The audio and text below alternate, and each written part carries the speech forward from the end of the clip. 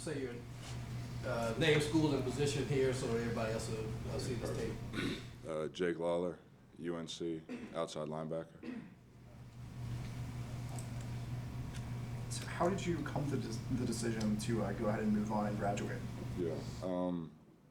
So in August, I knew that I was eligible to graduate early, and then I had sort of kind of vacillated between staying or leaving, and then I guess really towards mid-October, I just sort of felt that I'd given the game that all I had, and you know, as much as I love football, and it was definitely a very difficult decision. I love it here. I love my teammates, and I love the coaching staff that they brought in.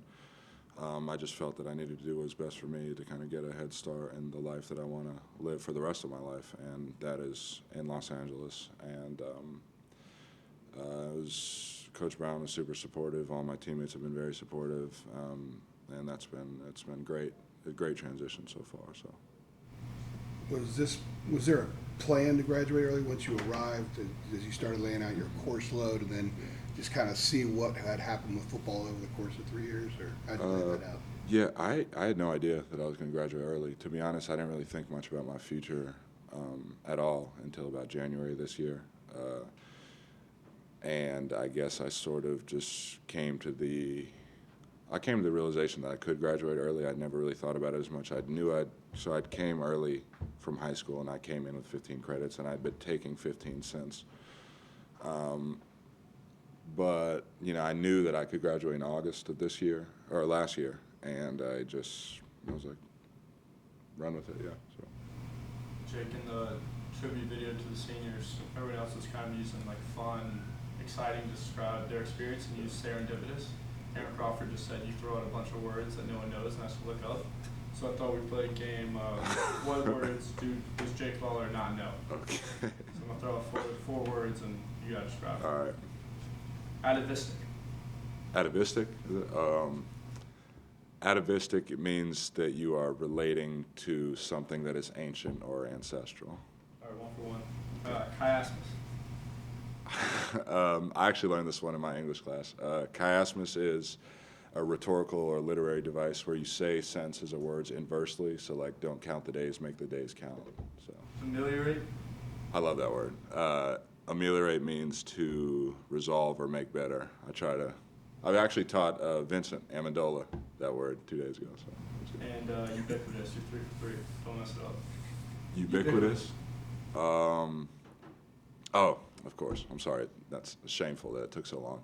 It means that it's relating to like everywhere, so it's always present. So, how'd I do? 4 So I would Days worth, imagine. life in a day. Do you look up words, or is it just over time? Well, you accumulate it, or how does it work for you? So before I started playing football, all my time was really consumed with literature, and so if I didn't know a word, I would look it up. We didn't have smartphones back when I was really early, so I'd ask my dad what it meant, and my dad's knowledge was much deeper than mine, and he kind of helped me out. We also had a dictionary that I used. It's fun. They make the joke that you read the dictionary. I actually did read the dictionary. It's not very interesting at all, but you learn words, so you get to flex a little bit.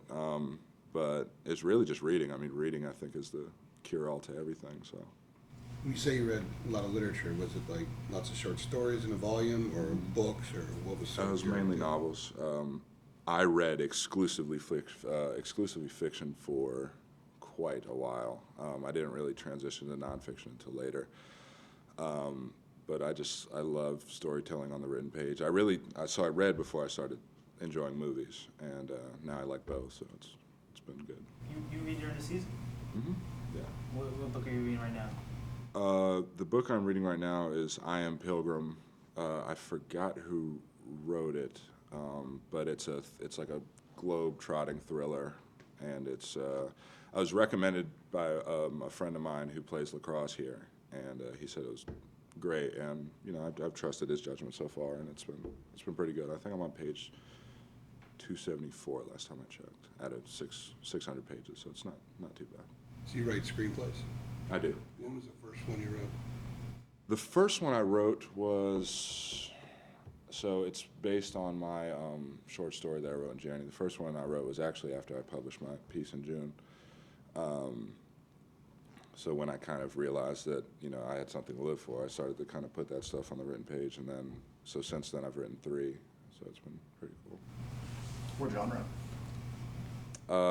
The first one that's based on my short story it's dark, I guess. It's kind of like a noir thriller-esque. The second one is more science fiction thriller, and the third one is more of like a heist comedy genre. So. Are those things you kind of go back and refine, or are you having people look at those? Or? Yeah, so so some of the contacts that I've already made in LA, I've kind of sent them for feedback, and they've always been really receptive, and they've kind of helped me focus the vision so I can get a full print before I start trying to adapt them. If you were to write a screenplay about one of your teammates, who would it be and what would you call it? I'd write one about Miles, actually. I think Miles Dorn's Miles Dorn is really a once-in-a-lifetime human being. I think that a lot of people say that I'm sort of an elite human being, which I do not think is true. And I do not think I'm as interesting as people say, but every time I talk with Miles, I learn something that I've never learned before, whether it be about business or, personality or the way that things are going on in life. Miles would be one hell of an interesting book. I'd also write one about Mike because he's just he's a once-in-a-lifetime character as well, but maybe for different reasons. Jay, what did Mac Brown mean to you and him coming into your life this year? What did it mean to you?